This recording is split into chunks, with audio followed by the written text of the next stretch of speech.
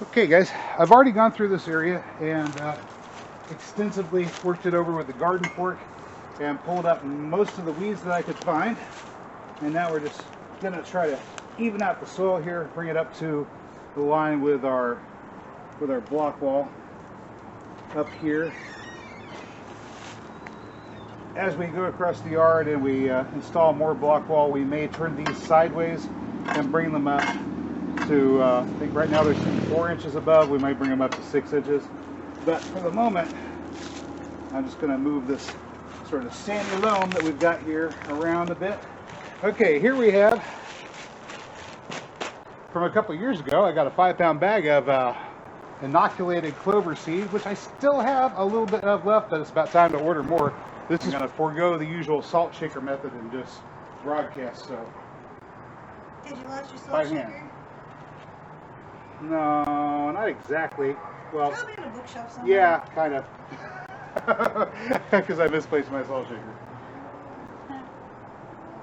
Don't blame me. Cue the Jimmy Buffett muse, right?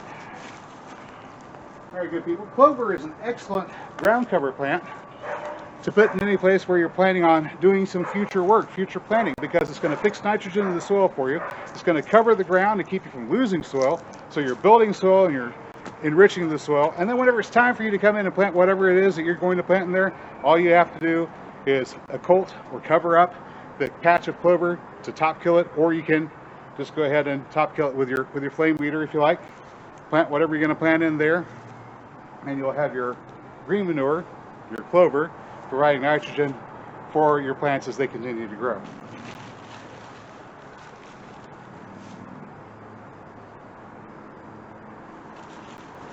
Hey guys, as long as I'm over here, I think I'm going to put in a fig tree.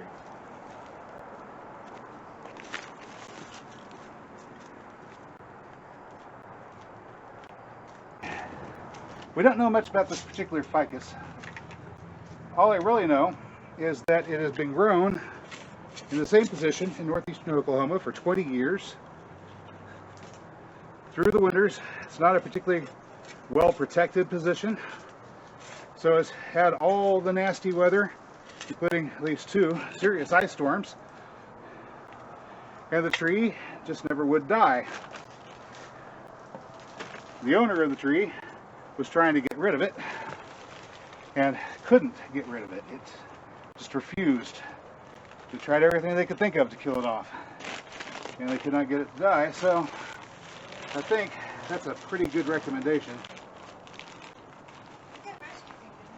So yeah, essentially it's a rescue fig. Some kind of hardy fig that can handle an Oklahoma winter. Lisa, we're putting one of your fig trees right here. Let me try to angle it. So. All right, good work. Stop bumping the camera.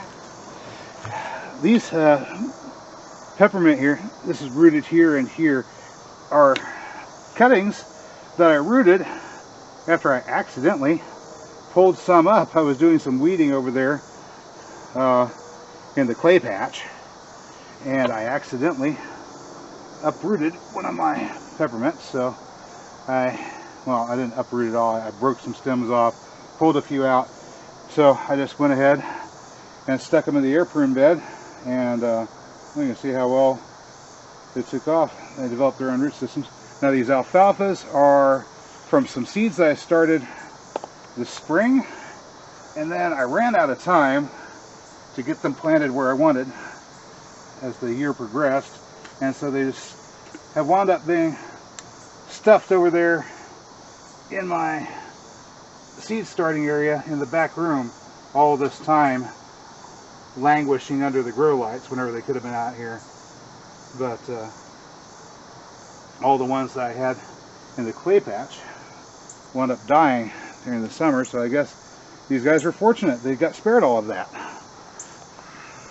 I was just on my way out back to plant some peas and radishes, and I decided to come over here and have a look at my my little station here. I've got my aloe plant in the sunlight here in the window. This is in the back room, and of course we've got the sweet potato vines that we cut and put down into the bucket. Look at this. They're rooting, right? All I have to do with these guys is keep them going throughout the winter. I can take cuttings off them periodically, root the cuttings. That's going to provide me with all the slips I need whenever spring comes around. Okay, these Albion ever-bearing strawberries have done really, really good at producing and reproducing themselves. I'm going to get some of this Bermuda grass that's growing in here out of the way. This is the north side of the house, and I've already moved these around a little bit when I was working on setting up the wood stove here, which is an entirely different video. I don't know if I'm going to show that on the gardening channel, just because it's a wood stove. It's a wood stove, and I'm not setting it up for heat in a greenhouse, so I don't know if it's gardening channel appropriate. I mean, it's self-sufficiency and homesteading and survival and prepping appropriate, but I don't know if it's gardening channel appropriate. Alright, so you can see how we have these really long runners with the strawberry plants that are starting to put on roots of their own, the pups. And up here's a different kind of vine. This was Virginia creeper. Let's get that out of there. I don't need it in this spot. But this is the north side of the house, and it's in the shade most of the time. And so you can see how well strawberries do in a shaded location. I'm just going to take these guys, pull them out, a whole string of them. And over here, these ones, whole string of them there. And then we've got these ones, another whole string of new strawberry plants all ready to put out. And all I've got to do is separate them from the parent plant. I'm just going to go ahead and take this guy and put him back here. I want him to be about right there, right where they're at. Now another good plant for shady locations is an early spring salad green. Here we go. I've got woodland violet right here along this mulched in edge. Get around here so I can find where it's growing from. I think I found it. I need to get up underneath because they have a pretty extensive root system once they're established. I don't want to tear out too many roots. We'll just get in here and leverage this out. Oh, by the way, this little plant here is an alpine strawberry. It's a wild strawberry. You could always use wild strawberries instead of domestic strawberries or these fruit-bearing ones. I mean, the wild ones do make fruit. It's just not a whole lot.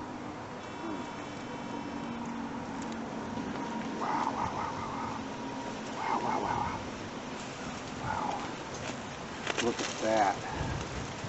Look at that, folks. Alright. We've got lots of pretty new plants coming up here.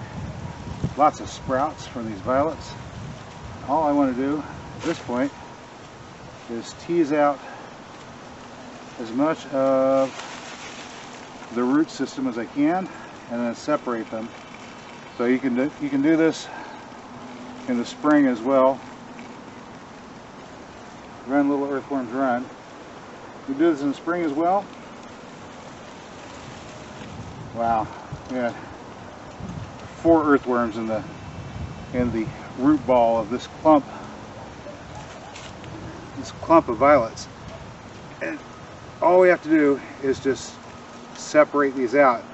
This is root division, propagation of violets. As gently as possible, work them apart. There's another clump.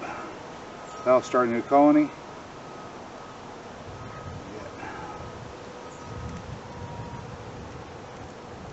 These guys split up too. Put that shoot back down there. You can keep on growing. Turn into another colony of violets there too. All right, here we go. I think I got a little alpine strawberry mixed in. All right. So here we go. Got violets and strawberries to go in our planting over there.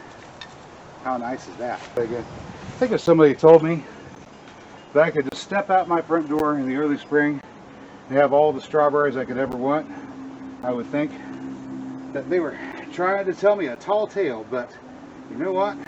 Oh, I don't even need my trowel over here. I'll just get you in there. With as easy as it is to capture pups and make colonies of strawberries like this, the truth is definitely stranger than fiction. This spot here is going to be really shady, especially the redbud where it is, the pecan tree back behind you where it is. This area is just going to be shady. So, let me get that strawberry out of here. It's a great place to install violets. Violets love shade. So I'm going to put, I got 3. I'll just make a spot here for this bunch of roots. I'm going to put you guys right here. Get you covered up with a bit of soil and watered in here in a minute. Alright, I'll put another one. I'll put another one right here. We'll just have them running 1, 2, 3 right across. Okay. Violet. And once they're established, they'll spread. You saw how easy it is to separate them out and spread them around. Alright, I got more strawberries to spread. Alright, here we are just a few days later. See how our transplants are doing. Our buckwheat is nice, still flowering, still growing. Fig seems to be taking well to this area. The peppermint's still doing good. Strawberries taking off. Alfalfa coming up. Sage is good. Cat laid in the oregano, but I think it's going to be okay. And of course, all over the place you see this tiny little green sprouts. That's all the clover that we broadcast sowed in here sprouting up. We're going to have this area just full of clover, and with any luck it'll stay green most of the winter. Well, good people, that's all I've got for you today. As always, I hope you found this video informative or entertaining. If you did, you know what to do. I'll catch you next time.